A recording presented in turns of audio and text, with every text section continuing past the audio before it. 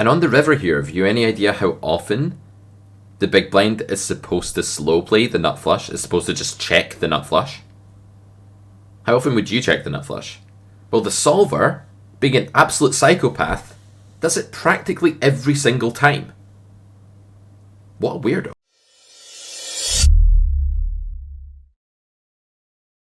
What's up, boys and girls? Pete Clark here, and in today's video we're going to learn how to punish your opponents for being way more capped than they're meant to be. Our opponents are human, and so they like to value bet their good hands, but in many cases, especially where they're out of position, that opens them up to some extreme exploitation. Let's take a look. Alright guys, lion versus mouse. Who's going to win? So the cutoff here, the lion, that's us by the way, I would never make myself the mouse in this sort of analogy. My channel. So the lion makes it 7.5 big blinds after the mouse opens under the gun. The mouse calls, and we go to the flop of 7 deuce deuce. This is a spot that's amazing for the lion. The 3-bet pot is obviously going to be a situation where the cutoff has all of the overpairs and under the gun does not. That means that on completely innocuous blank slate boards like 7 deuce deuce, the overpairs just continue to run the show. And so there'll be a lot of betting here. The solver will actually prefer a big sizing, because it's going to be like, hey, I want to get all of the money in here. I want to start doing that quickly on a board like this, while urgency of value is still high, before cards come that can ruin my action, etc. So the solver here is going to want to do a ton of betting big, and so should we. So our sizing here is going to be large. This time, however, the lion checks. It is allowed to have a checking range here. And then this is the pivotal moment of the hand on the 6 of clubs turn, where the mouse checks a second time. Here we have the second X of the mouse. This check is very different to the first one. The first one was procedural. The check that the mouse made on the flop was totally normal. It was just done with all of the mouse's range. But on the turn, the mouse is actually checking a very capped range. In theory though, that's meant to be only semi-capped. That means that hands that look very intuitive to bet with here, such as 9s, 10s, 8s, and boats like 7s and 6s, are actually doing a lot more checking than you would think. Humans don't like to do that, because for humans the natural tendency when you're holding 8s here is, shit, what if he's got 2 overcards? I can get value, I can get protection, I need to bet here. You actually don't. 8s is mostly a check here. Both are fine, but you should mostly check. With a boat, you get greedy, right? You just want to rush money, you want to get money into the pot. We all have this instinct. Hey, you've got the nuts, the flop went check check, do you want to put money into the pot? Sure. But actually, you shouldn't always do that, because being out of position, your opponent is going to be doing a load of betting. And what people fail to realize about checking here is that their opponent will be doing tons of betting. So it's okay to check 6s and 7s here, and in fact you should do that so that you don't build a range that can be completely run over, completely demolished by the predatory lion with the strong range at this spot. I just played this hand actually. Just played it this morning. Let's take a look at what I did here. But first, let's see how the mouse is supposed to protect its checking range in theory. So let's start off with the flop strategy. We are meant to bet almost everything here. The hand that we actually had was one of these king queens that didn't have a diamond in it. The diamond is the only relevant suit here because it's the one that doesn't have the backdoor flush draw, and you're meant to bet slightly less frequently when you have that, but you're basically just meant to bet everything in your range for a big sizing here. When we have king queen, the solver says bet. So it's like, what am I doing? Why have I checked here? Have I made a massive mistake? Actually, no. Checking here with these hands is very similar in EV. There's not much EV difference at all between betting and checking with basically any hand in our range. So we are free to do what we want here. Even though the solver chooses a strategy of mostly betting, it's not in and of itself a mistake to check this hand. So this time we check back and turn comes the 6 of clubs. And just have a look at this here, right? Imagine you've got 8s here. How does your thought process go? Do you arrive at this much check? 9s. Do you find the check sometimes? With 9s, with the 9 of clubs, your hand's a bit less vulnerable. There's a few less hands that you can value bet against in villain's range. Jacks, again, doing some slow playing. Queens, slow playing about 35-40% of the time with queens. Do you find this? If you've answered no, you're not alone. Almost nobody finds this, apart from very studied players that are extremely on point with their frequencies, and these guys, thankfully, are very few and far between. They're extremely dangerous players because they don't exhibit the normal weaknesses that we come to expect in our human opponents, but fortunately, they're very few and far between.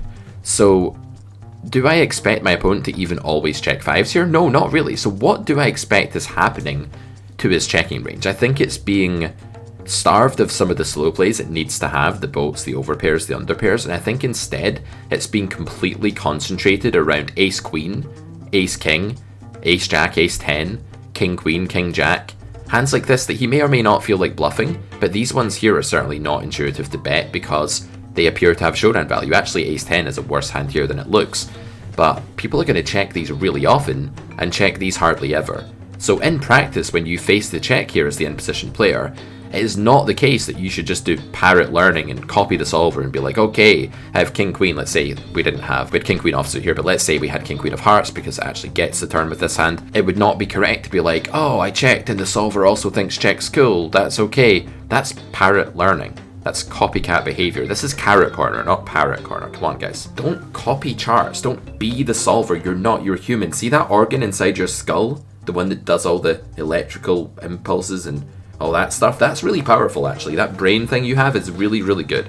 And it can solve spots in a way more effective way than the solver can in some sense because it understands how your opponents are going wrong. And that's really what you have to think about before you build a counter strategy. Given that villain is likely, on average, not everyone, I'm not psychic, I don't know this one individual opponent, I don't need to, I just know that on average my opponents are going to be checking too many combos of ace high and not enough combos of pairs and boats. I can imagine that the urgency of bluffing king queen of hearts has now shot up. It's now imperative that I bluff this hand now, because if I don't, if I check back here and villain gets to the river with something like ace queen, he's way more likely to check call a bet here, I think, than on the turn. He's also way more likely to start bluffing me with his similar hands. His ace 4, his king queen, his king jack. These hands are going to bet now. His king 10, and I'm going to fold the best hand. It's going to be very difficult for me to raise king queen on the river. That's way too expensive. I don't want to bluff that way. I want to just bluff by betting turn. So I'm very confident that against the average human, over betting the turn here, just using this large bet size on the turn with my uncapped range against my opponent's very capped range is much better than checking. Don't copy the solver. Think for yourself, right? This is how exploits work. Let's take a look at the actual hand I played now. So this is the hand. We are in the cutoff. It's gone open by under the gun. We 3-bet the 7 big blinds. Under the gun makes the call. I did not know this player, so I don't know if it's a regular or recreational or something in between. Villain checks and I decide to check back here. Again, the solver sort of gives me a rap on the knuckles for this. It's like, you got a bet here, Pete. I don't really, just because it bets here doesn't mean I have to. In fact, if villain's next action is about to tell me so much about how strong his range is because it's an overly capped check, I actually want to let him do that and define his range, right? So I actually quite like checking here exploitatively. I'm a fan. So villain goes ahead and checks again, and this is the weakening action. So here we just go for the full frequency overbet. The solver said that this bet is meant to work 58% of the time theoretically. That's more than it would need to break even by far, but that's normal because our range is in a very advantageous spot. So given that the bet is already very good and is already fine in theory and very profitable, fine means it's an okay option compared to the alternative. Profitable means it's much, much better than 0 EV, but that's what you would expect. So fine and profitable are different things. This means that the bet's already okay in theory, but it's much better in practice. I actually would estimate our real life fold equity, guys, in the 70s. I would think like 73, 74%, something like that. I feel that's how often a weaker player will fold this spot. A strong reg will not fold the spot this often. It will be closer to the sort of mathematical expected fold equity in the solver of 58%, and therefore this is just a mandatory bet and we find it, and I'm really happy here. Of course, the main reason this play is good, let's not lie here, is that villain folded when your opponent folds and your play works. You know, you're the man, I am the man, and that's why this play is good. Actually, that's not true. That's a feedback trap. Him folding is not feedback for my play. The feedback for my play, guys, right, is the analysis we just did in the solver, the range comparison. If you want to find exploits, you have to do it from a theoretical base. Don't just be like, oh, I think he's folding a lot here, bet. He folded, bam, I'm the man. Don't do that. Did you know that the Carrot Poker School offers you the chance to enroll in a unique university-style learning experience? By signing up for the Carrot Poker School, you're getting 15 hours of live interactive lectures and the chance to get feedback on graded coursework and an exam at the end. You'll meet peers of your level and have the chance to set up study sessions with them and ask questions to me in our Discord group all the way through the course. There is no better way to get a foothold in poker than the Carrot Poker School. You can book a place in our upcoming courses this April by heading over to carrotcorner.com and choosing the level you want to enroll in. If you're not sure which level to do, you can always add me on Discord as carrots #9127 and we can set up a quick call to discuss your needs. Now let's get back to the video. Okay, let's look at another spot. In this next hand we have Jack 7 of spades, and in this hand we actually exploit capped ranges in a bit of a different way. This is a spot where I'm not actually using villain's hand as an example, like the way this hand went down. I'm actually using this hypothetically. So we open the button, villain calls the big blind. This is definitely a weaker player, the clue is in the stack size. I would use big bets on this flop if we were 100 BBs deep, and if I was against a regular and I would check this hand a lot. I'm using small bets here because I think this is just the highest EV play. At this stack depth against this player type, there's a lower investment ceiling here for my range, so my range doesn't need big bets here. My hand would never want to build a massive pot here anyway, really, so it's content just making a small value bet. We could also check here, I think that's fine. Villain calls. Turn is the king of diamonds. Pause the video. What should we do against this check? Unpause the video. If you answered bet, we have a lot of work to do. If you answered bet, we have work to do, but that's okay. Don't bet here. Betting here is really bad. Don't worry about it though. If you're a new poker player, you're going to make loads and loads of mistakes. You shouldn't be ashamed of making mistakes. But why is this a pure check? Well, because we're building a polarized betting range, we only have two sufficient reasons for betting here. They are getting value and bluffing. And it's not enough to bet your hand just in case villain has two diamonds, or just in case he has ace 10, or just in case he has queen x, queen 6. These are too small a part of villain's range. Sure, if he flipped his cards over and showed you queen 6, you would bet here, but that's not happening, right? That's not what's going on. You're losing here a lot. You have a very mediocre hand. Easy check. River is the 10 of diamonds. Now, this is an extremely good run out for our range. Most of these spots where we bet the flop, he calls, turn goes check check, and he has this river probe opportunity, it's known as. Most of those river probe opportunity spots are good for villain. They're good for the big blind because he's compacted his range by calling flop, and we've taken quite a weakening action sequence here of betting and then checking.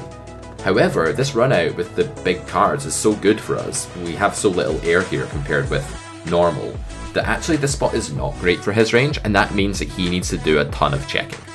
This run out is awful for a big blind range because a big blind range has a higher concentration pre-flop of low cards and low pairs, and a lower concentration of very big cards that would make straights here, for example.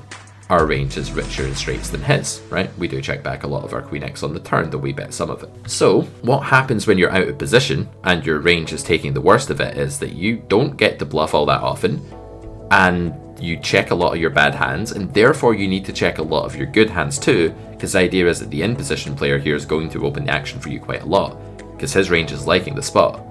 It's give and take. The less your range likes the spot, the more your opponent's range does. It's a zero-sum game. There's only two players in this pot, right? So basically, he should be checking here with hands that you would just not believe should be checking here. The solver plays like a complete passive psychopath in this spot. Let's take a look. There's a lot of betting on this flop here for button. This is really normal. Advantageous board, small sizing, get to bet a lot. Do you want to see something cool? Fold equity is so high here that the average bluff is printing. That's what happens in spots where your range is really strong and your opponent's range is really weak. So we go for a small c-bet here, and he's folding so often. Well, he's folding more than the amount that would cause us to break even if we had nothing. So if I had like two cards here that could never make a pair and could never make a straight, and could just never draw out on villain, then I'd need 25% fold equity to break even. I actually, even with like queen deuce here or something terrible, I still have out second hit, and I'm getting more than that. So the average bluff here just prints money. Villain is meant to do a lot of raising. I'm not sure that'll happen. He calls. Let's get to the fun bet.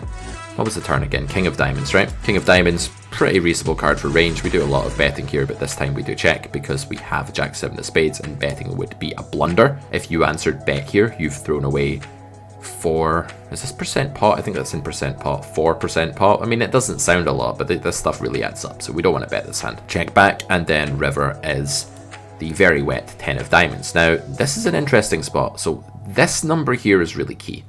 Out of positions range is entitled to 43% of the pot. That's terrible.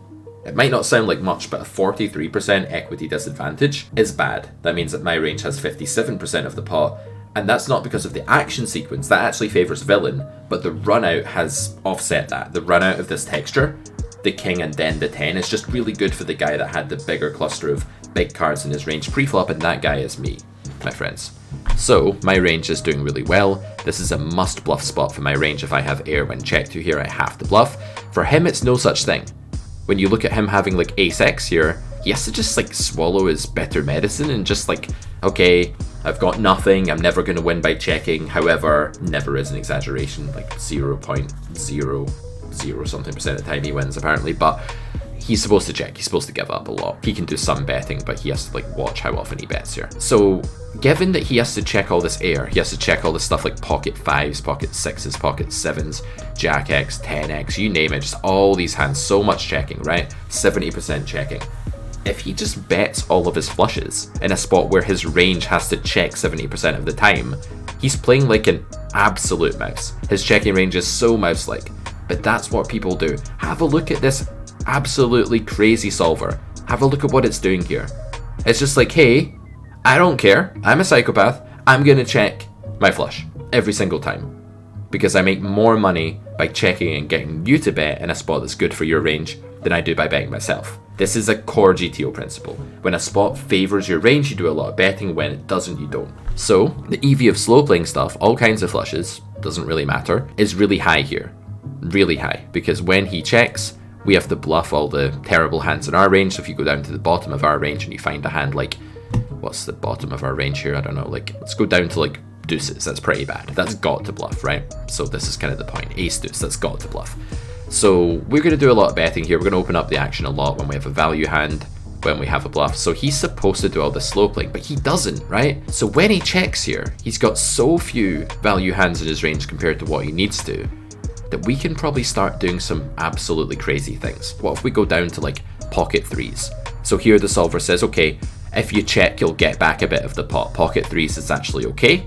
You can check down here and win like 5% of the time. I might just bluff this now if I know this guy doesn't have all these flushes and straights to beat me. I might just bluff this now and get him to fold better. So clearly we're not going to bluff jack 7. That would be way too much of a stretch. That's way too much of a merge, it's bizarre. But we can definitely start bluffing higher up into our pocket pairs here. 4s, 5s, 3s, all of these hands that wouldn't be a big deal to bluff normally, now probably become mandatory bluffs. So if you imagine us having a different hand here, a hand with less showdown value, it would now be correct to bet, because villain has way more hands like this. This is now just a much bigger percentage of his range, and way less hands like flushes. Crucially, if we get here with nothing, it's so important that we bluff. I can't even stress this enough. Good spot for range, bad spot for hand. Got to bluff. We saw that in my video. The 5 principles of bluffing. Give that a click. Check it out if you want to learn where you should bluff and where you shouldn't.